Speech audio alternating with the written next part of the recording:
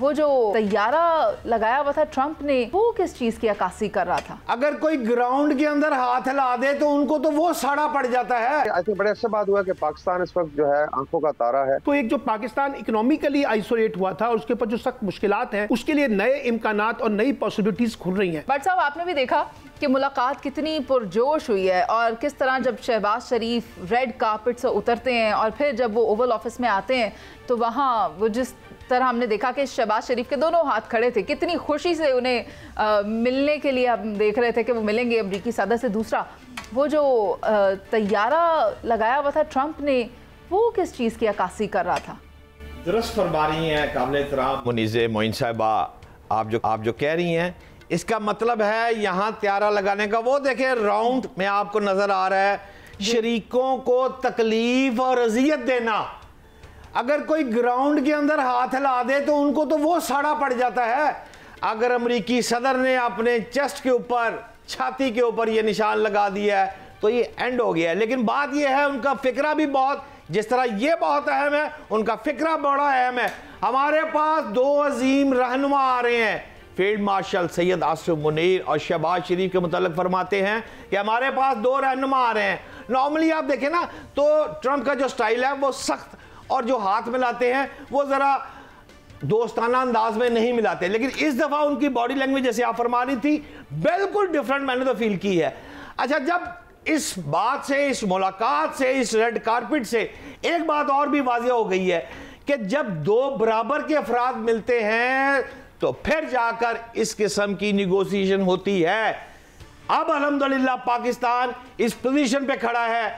خطے میں، دنیا میں، کہ لوگ اس کے پیچھے آنے کو تیار ہو گئے ہیں۔ میں آپ کو اگر غور کریں نا، ون وے گفتگو نہیں ہوئی،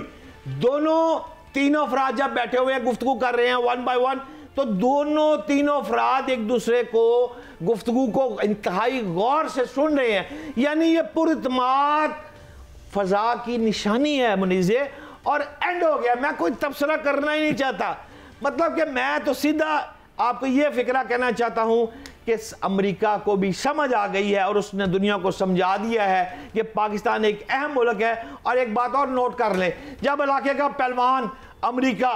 ہاتھ رکھتا ہے، اس طرح کی ملاقات کرتا ہے، تو پھر تمام عرب ممالک جو ہیں پھر وہ سپورٹنگ پوزیشن پر آ جاتے ہیں، پھر وہ سپورٹ کرتے ہیں۔ اسی طرح IMF، ورلڈ بینک، یہ ساری چیزیں جو ہیں یہ پھر امریکہ کے اثر رکھتی ہیں، یہ سپورٹ پر آ جاتی ہیں۔ اس ملاقات کا امپیکٹ آئے گا۔ اور آخری دو لائنیں منیزے، مجھے سمجھ نہیں آ رہی کچھ لوگ پرسنل باعث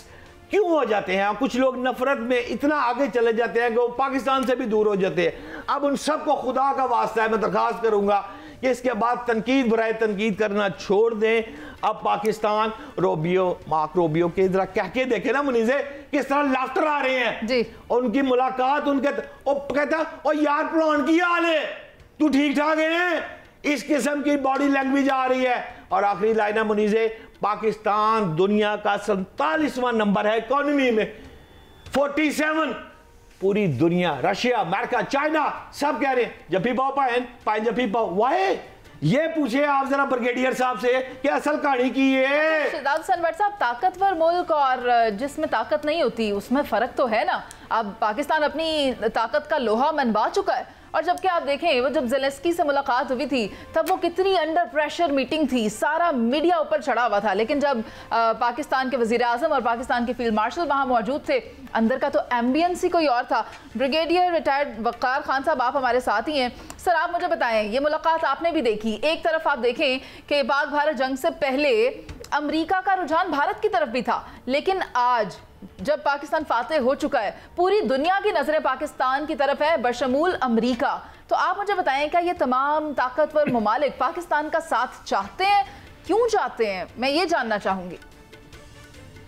جی تھینک یو ویری مچ۔ بسم اللہ الرحمن الرحیم۔ آئی تھنک یہ ایک پرسوں کامنٹ تھا، مائیکل کوگل مین ہیں جو ساؤتھ ایشیا پہ بڑی نظر رکھتے ہیں اور ایکسپرٹ ہیں انڈیا، پاکستان اور افغانستان پہ،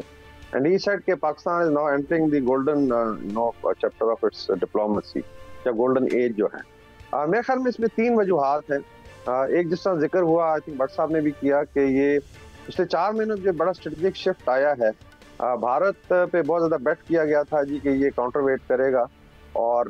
آپ نے دیکھا کہ چائنا سے کیا لڑنا تھا، پاکستان نے اتنی ٹھکائی کی کہ آپ کہیں کہ ایک بڑا سویئر آئی تھنک ڈینٹ آیا جو امریکن پالیسی کو بھی ساؤتھ ایشیا میں، اور پاکستان ایمرج کرتا ہے as a competitor, as a peer and as a stabiliser of security. South Asia دیکھیں بالکل نیوکلیر وار کے دہانے پہ کھڑا تھا، اور پاکستان نے پھر شکریہ بھی ادا کیا، تو الٹیمیٹلی آپ نے پورے عالمی امن کو بچایا ہے۔ Number 2 I think aggressive diplomacy ہے دونوں کی۔ I would add basically political military leadership ہے، شہباز شریف صاحب اور فیلڈ مارشل سید عاصم منیر۔ آپ دیکھیں گے کس اگریسو طریقے سے، ایکچولی اس سے پہلے ہی شروع ہو گیا تھا، لیکن آفٹر بنیاد المرصوص اور مارکہ حق آپ ان کی جیسے کانٹیکس دیکھ لیں، مڈل ایسٹ ہو گیا، چائنا ہے، اس کے بعد ایران ہے، اور یہ آئی تھنک بڑے اچھا بات ہوا کہ پاکستان اس وقت جو ہے آنکھوں کا تارا ہے آف ایسٹ اینڈ ویسٹ، بڑی جو پاورز ہیں، اور بڑے اچھے طریقے سے اس کو بیلنس کر کے چل رہا ہے۔ امریکہ نے بھی ریئلائز کیا ہے کہ India is basically a dead horse, اور بلکہ میں کہہ رہا ہوں کہ آج کل ٹرمپ صاحب جو ہے نا 3 چیزیں ان کو دے رہے ہیں، 100 پیاز، 100 جوتے اور 4 لالی پاپس ہیں۔ تو ایک ٹویٹ کر دیتے ہیں، مبارک دیتے ہیں، مودی کو انڈین رچل پڑھتے ہیں، ساتھ ہی پتہ چلتا ہے جی کہ H1B1 ویزا پہ پالیسی بدل گئی ہے، ٹیرس لگ گئی ہیں، ابھی وہاں سے ان کو شاید میں نکالا بھی جائے گا۔ انڈین بڑے سکیئرڈ ہیں، تو وہ بات بٹ صاحب بھی ٹھیک ہے، شریکہ نو اگ لانا سے اس طرح کے جسٹری کرنے پہلے، تو یہ ہے۔ تیسرا آئی تھنک از جو ابھی ڈیفنس پیکٹ ہوا ہے ود سعودی عربیہ، جو ٹیکٹونک شفٹ ہے، لوگ اس کو بڑا انڈرمائن کرنے کی کوشش کر رہے تھے، لیکن آئی تھنک مڈل ایسٹ میں بہت بڑی فیلنگ ہے کہ پاکستان اللہ کے فضل سے نیٹ سیکورٹی پرووائڈر بھی ہے، ایک بردر ہے، اور جینون جو ہے سیکورٹی دے سکتا ہے، اور امریکہ نے میرا خیال ابھی ریئلائز کر لی، ان کے کچھ انٹرسٹ افغانستان میں بھی ہیں، بگرام ایئر بیس لینے کی بات چیت ہو رہی ہے، لیکن الٹیمیٹلی دے ہیو ریئلائز کہ Pakistan is a part to reckon with, اور ان کو ساتھ لے کے چلیں گے تو اس میں امریکن انٹرسٹ بھی پرزرو ہوگا، لیکن آئی ایم شیور پاکستان جو ہے ایک بیلنس پالیسی کے تحت آگے بڑھے گا۔ ٹھیک ہے سائرہ جی، آپ مجھے بتائیں اس ملاقات کو کیسا دیکھ رہی ہیں؟ یہ جو امریکی صدر اور فیلڈ مارشل اور شہباز شریف کے درمیان ملاقات ہوئی، اتنی پرتپاک ملاقات، جس کے بعد یہ دیکھا جا رہا ہے کہ سیکیورٹی کے امور سے ہٹ کر بھی پاکستان جیو اکنامکس پر آ کر بات چیت کر سکتا ہے، اور Pakistan has a lot more to offer. السلام علیکم سے ابھی جیسے کہ باقی لوگوں نے بتایا، سب کچھ دیکھنے میں تو ماشاءاللہ بہت اچھا لگ رہا ہے، اور وہ کہتے ہیں نا کہ ایک خوشی ہے کہ پاکستان کو عالمی دنیا میں اتنی پذیرائی مل رہی ہے، لیکن ساتھ ساتھ اگر آپ خطے کی حالت دیکھیں تو وہ تھوڑا سا کہیں نہ کہیں دل میں کوئی ایک خوف بھی آتا ہے، کیونکہ یہ آپ کے پروگرام میں بات ہوتی رہی ہے کہ یہ ٹرمپ صاحب کا وہ جو رویہ